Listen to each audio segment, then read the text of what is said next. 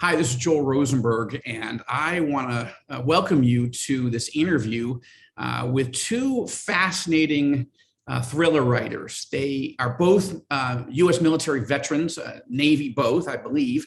We'll check on that in a second.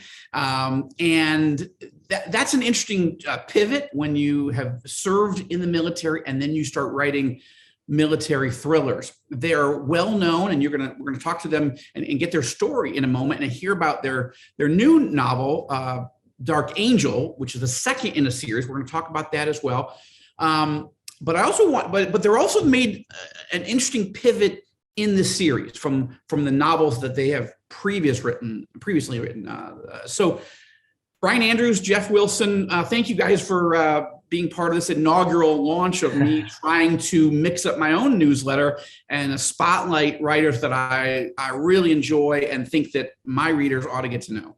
Well, thanks, Joel. It's always a pleasure to talk to you, man. We always enjoy it. So thanks for having us. Appreciate it.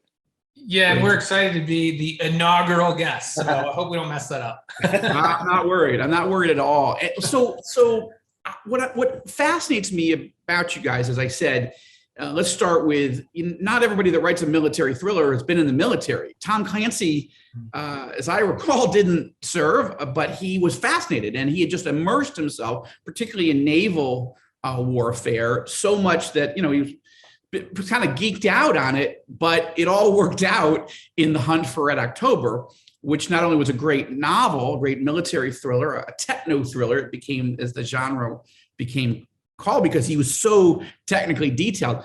But it doesn't hurt if the president of the United States, in this case, Ronald Reagan, reads your novel and tells everybody it's awesome. So that was good. And so you guys have lived this, and then you started writing military thrillers, really more in the general market. People might call it the secular market, and had some real success there, and really started to earn your chops, as it were. And now you've decided to start this other series. You haven't stopped, as I understand, writing these other military thrillers, but this whole Shepherd series is interesting. And so why don't you set up what Dark Angel was, or Dark Intercept was, what Dark Angel is, and then we'll go a little bit more into your backstory and the shift. But hook my readers into your world. Yeah, so it's funny. We hear a lot when we talk to people. When we do the podcast and stuff. You're intimately familiar with how much work that can be. We get asked a lot about the pivot. And it's funny is that Brian and I never really felt like it was a pivot. We write very character-driven stuff. We have lots of geopolitics and military strategy and covert operations, but at the heart of it, it's very character-driven, very relationship-driven. And so when we decided to add this faith element, the idea of we have our main character, Jed Johnson, in Dark Intercept, is a man who's in a crisis of faith, who's run from his faith for 15 years. And wound up being a Navy SEAL. When we wanted to add elements like that, or elements of spiritual warfare and approaching, good versus evil, it didn't feel as much like a pivot as it felt like just adding another layer. You know what I mean? Because these experiences, whatever an individual decides about what they believe about God, what they believe about their role in the universe, God's role in their life, the question itself is a universal human experience.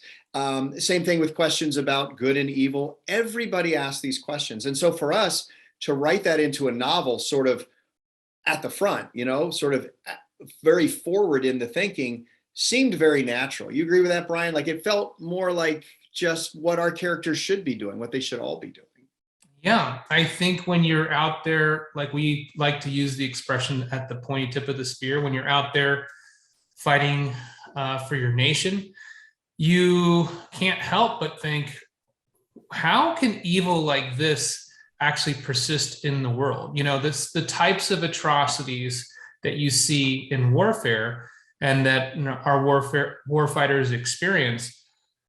You're not a human being if you don't question, how can in a good world something so bad happen? And I think, like Jeff said, that is a universal question that we ask ourselves. And it's a journey to get to the answer, because there's not just some signpost that you're going to run into out there. There's no burning bush that's going to answer your question for you on the battlefield. So these types of questions really, I think, accumulate, especially over time, in the minds of our servicemen and women and our war fighters. And a lot of times, like Jeff said, the easiest thing to do is just sort of kick this can down the road, like what Jed did. But you can't ignore it forever. Eventually, you have to reconcile these questions because it eats away at your soul. And so that was something that I think we brought forward, like Jeff said. It was there maybe in the other series, but subtext. Here we're bringing it forward and we're confronting it.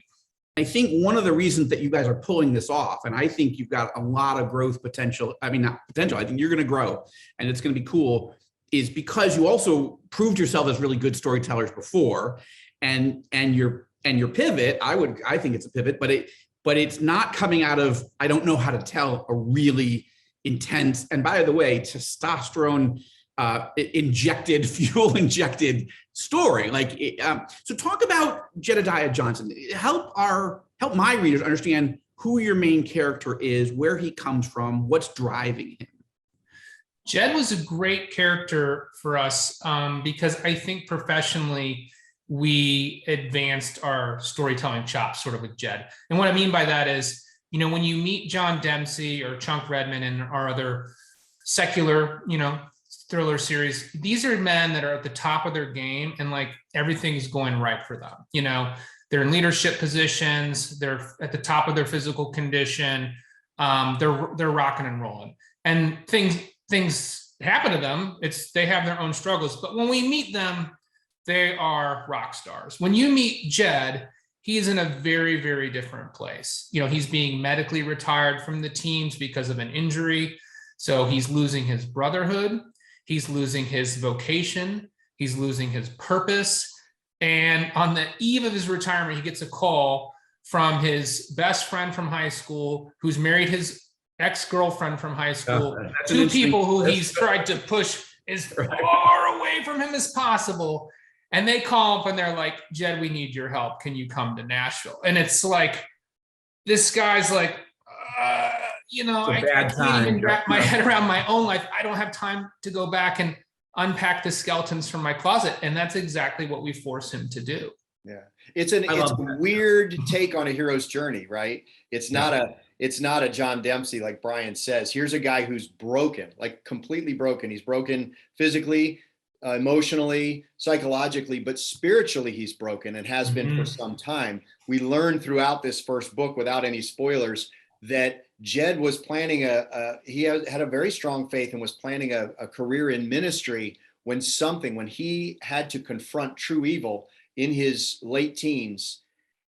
His former best friend and his ex-girlfriend embraced it, and he ran the other way and left all of that behind. So he's a very broken character, and for him to be in that sort of classic thriller hero's journey, we talked a lot about how do we do this? How can we make him compelling, and how can we make him relatable, but still be the hero? And it was really fun. I think that's one of the strengths of this series. And I think that the idea of bringing in an ex-girlfriend and like, that is just, wow. I think that actually pulls you like, what is going on here? And how is this thing going to play out? Yeah, we wanted to have this, when you first get introduced to this, we tease at the backstory. It's like something very bad happened, something taboo, something we don't talk about. Nobody talks about what happened to Rachel. And so we really wanted to tease that out and not let the readers know until the end of the book what was that thing that happened to her. And it was terrible. And you can see why it would have the emotional baggage for these three characters. And what's cool about Dark Angel is, when we wrote Dark Intercept, we weren't necessarily thinking with the series in mind. I mean, the story could have stood alone. And when we did the deal for multiple books, and we knew, oh, this is going to be a series, what was exciting about it is to say, okay, well, saving Sarah Beth and getting Rachel and David's family back together, that's not a one and done. There's going to be some awkward continuation of this relationship. They have to figure out, Jed is in their life now. Sarah Beth and Jed, they have bonded. Uncle Jed isn't going away. And Sarah Beth has these gifts. So these four people are stuck together. And that's what we really play around with in Dark Angel is, okay, Jed has to find his footing.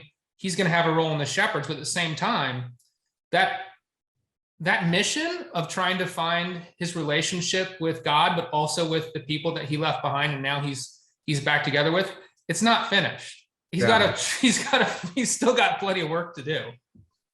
Well, it's interesting. I didn't realize that you guys hadn't planned this as a multiple book series. Right now, you're thinking trilogy. Well, we just actually signed another 3-book deal with Tyndale, so it's going to go at least 6. I can tell you. All right. Well, here we have a little bit of news, at least to me. So yeah. Hey, we broke the news here. All right. That's what we want to do here. Just letting my readers know the quote that's on the cover of Dark Angel, which I see in back both of you guys. I wrote a pulse-pounding thriller. Andrews and Wilson will capture you right out of the gate. You guys absolutely have, and I wish you all the success in the world, both in terms of selling lots of books, but also getting people to track with this story and go, that's crazy. Give me more. Oh, well, thank you so much for this interview and this opportunity. And if any of your readers are curious or want to learn more about our stuff, you can go to www.andrews-wilson.com. We have a newsletter and we have very infrequent updates. We won't spam you or anything, but at least keeps you informed about what we've got going on. Good. Well, bless you guys. I'm so glad to chat with you today, and all the best on this series, and apparently much more to come. Thanks so much. Thank you. What a great time. Right. Thanks, guys.